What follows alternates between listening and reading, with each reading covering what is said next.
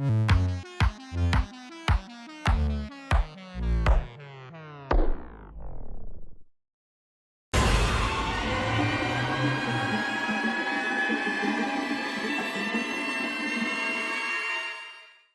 everyone, and welcome to Wicked Encounters, where we explore just what goes bump in the night.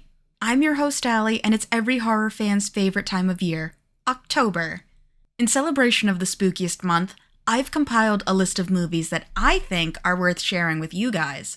And I'm calling it the 31 Days of Wicked Horror. We're on the 29th day of October now, but in case it's your first time checking in, I'll tell you how I've selected these movies that I believe are worthy enough for you to watch. First off, none of the movies are going to be older than 20 years, so we can add some newer videos to our must-watch lists instead of continuing to repeat the same ones from 50 years ago. Seen Phantasm lately?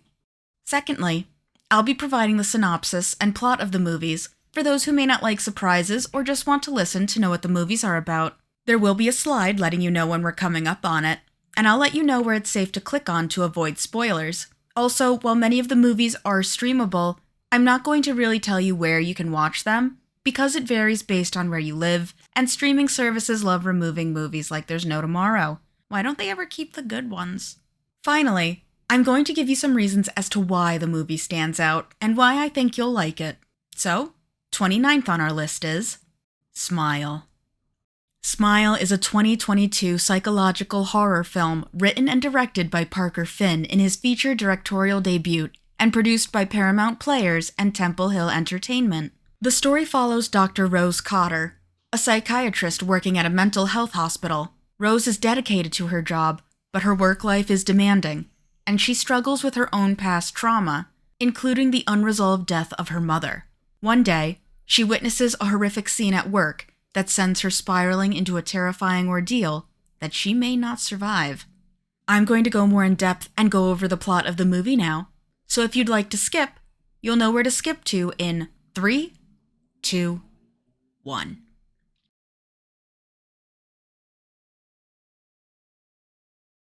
The film opens with Rose treating a distressed patient, Laura Weaver, who was brought in after witnessing her professor commit suicide. Laura is in a state of extreme panic, claiming that something is following her, an entity that takes on the form of people with a terrifying, unnatural smile. She insists that this entity wants to kill her. Despite Rose's efforts to calm her down, Laura suddenly starts to convulse, and, with a horrific grin on her face, she slits her own throat in front of Rose, leaving her traumatized. Following Laura's death, Rose begins to experience strange and disturbing events. She sees fleeting images of people with the same eerie smile that Laura described. This experience starts to blur the lines between reality and hallucination, and Rose becomes increasingly paranoid, believing that the same entity is now haunting her. As Rose's mental state deteriorates, her relationships with those around her begin to suffer. Her fiancé, Trevor, becomes concerned, but skeptical, questioning whether Rose's experiences are a result of her overworking and past trauma. Her sister, Holly, dismisses her concerns, further isolating Rose. Desperate for help, Rose turns to Joel, a police officer and her ex-boyfriend, who is the only one willing to listen to her. Rose and Joel start to investigate the phenomena and discover a disturbing pattern.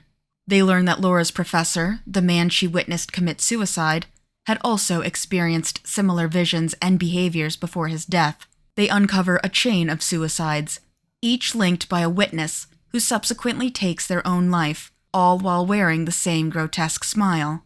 This leads Rose to realize that the entity passes from one person to another through trauma, specifically witnessing a traumatic death. The deeper Rose delves into the investigation, the more the entity torments her. She begins to see increasingly vivid and terrifying hallucinations, including those of her deceased mother who died by suicide when Rose was a child. These visions force Rose to confront the guilt she has carried for years, as she was the one who found her mother's body, but did nothing to help her, believing at the time that her mother's cries for help were manipulative.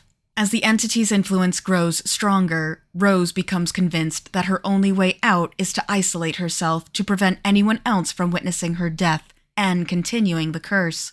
She drives to her abandoned childhood home, where her mother died, hoping to confront the entity on her own terms. In a climactic confrontation, Rose faces the entity, which takes on the form of her mother and other terrifying figures from her past, as well as a terrifying, grotesque monster. She tries to burn the house down with the entity inside, thinking that destroying it will end the curse. For a moment, it appears she has succeeded as she escapes the burning house. But in a shocking twist, it's revealed that this was a hallucination. Rose is still in the house, and the entity is still with her. The film ends with Rose finally succumbing to the entity's control. She sets herself on fire in front of Joel, who has tracked her down. As the flames consume her, she smiles eerily at him, ensuring that the curse will continue as Joel becomes the next victim. And with that, the film ends.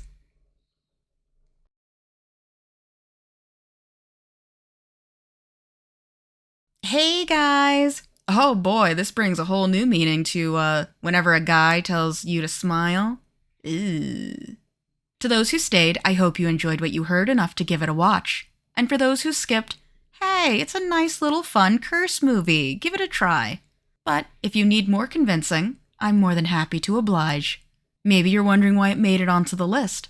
What makes Smile stand out? Well, for one, it has psychological depth and explores trauma. Smile stands out for its exploration of psychological trauma and how it can manifest as supernatural horror. The film delves into the effects of unresolved trauma, guilt, and the burden of past experiences, using them as the foundation for its horror. This adds a layer of emotional complexity to the story, making the horror more personal and affecting. Unsettling imagery and atmosphere. The film's use of unsettling imagery, particularly the grotesque, unnatural smiles, creates a sense of pervasive dread. These smiles are not just visual cues, but represent the entity's control over its victims, making ordinary human expressions terrifying. The atmosphere is consistently tense, with the film employing jump scares and subtle visual cues to keep the audience on edge. Isolation and paranoia. Rose's increasing isolation as she becomes haunted by the entity adds to the film's sense of dread. The way her friends, family, and colleagues begin to doubt her sanity creates a psychological horror element as Rose is left alone to deal with an unimaginable evil. This theme of isolation is amplified by the film's portrayal of how mental health issues can be dismissed or misunderstood by society. Thematic resonance with mental illness. The entity in Smile can be seen as a metaphor for mental illness, particularly depression and the cycle of trauma. The film's portrayal of how the curse spreads, through the witnessing of a traumatic event, mirrors the way trauma can be passed from person to person, affecting everyone it touches. This thematic resonance gives the horror a real-world parallel, making it much more impactful. Unpredictability and tension. The film keeps the audience guessing with a story that unfolds in unexpected ways. The blending of reality with hallucinations makes it difficult to discern what is real and what is not, heightening the tension. The final twist subverts expectations and leaves the audience with a sense of, well, that might be a spoiler. Cultural and societal commentary. Smile comments on how society views mental health, particularly how those who suffer from it are often dismissed or misunderstood. The film critiques the stigma surrounding mental illness, as Rose's experiences are often ignored or attributed to her being overworked or stressed, rather than being taken seriously. A fresh take on the curse trope.